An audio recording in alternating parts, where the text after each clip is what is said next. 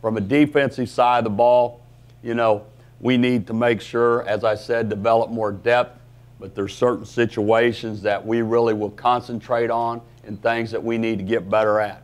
And one of the things are, as we go through spring ball, we'll have a situation where, hey, this is Iowa. And things we didn't do well, we'll concentrate on that. From an offensive side of the ball, and as a defensive side of the ball, you know, you look at wins and losses, and most of the time they're in the red zone.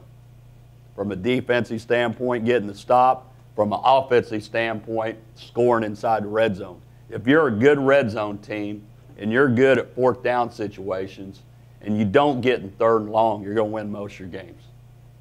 So that's a big emphasis of what we're doing. You kind of go through it, you take a look at it, and that's the truth. Now the kids coming in, like I said, academically, they got to come in at a certain standard so they can do all those things. Now they can still lift, but being in meetings and stuff, they cannot be. So it's you'll see changes. The next 2 months, you're going to see more changes in college football than you've seen in a long time. And I think anybody knows Billy enjoys being around Billy, and he's a good guy.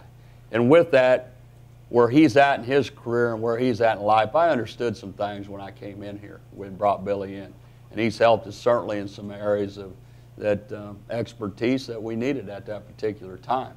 And with Billy and what he wants to do and where he's at in his life, a chance to win a national championship the year from now means something. And, you know, I've always said if a person has an opportunity, that's what's best for him and his family, I'm okay with that. Scheduling is a critical part of success. Just look at it through the years. So our schedule's tough. And how we have to approach it is if our schedule's tough, then we have to be better in the offseason. We got to set our expectations high. And, you know, we got to outwork people.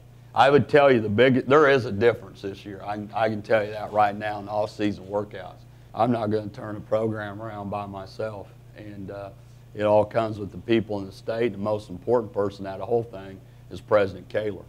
And President Kaler, I had an opportunity to visit with him, and you know, in Norwood, and I, you know, when I talked to the president, you know, we talked, and I said, you know, where we want to go from here, and I'm not going to reveal all that information, but I can tell you that he doesn't want to be in the middle of the road on anything.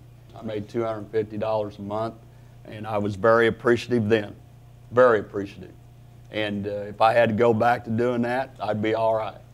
I'm the same guy that I've been my whole life. And so, I mean, the biggest thing for me is that it's about the commitment from our university, and I think there's a lot more to it as we go, and as you'll all figure it out, you'll get in there and read all that stuff, and that's fine. Nobody thought I'd be driving, and I'm driving, not very far. Number two, that's one goal. My second goal was to make everybody proud of Gopher football.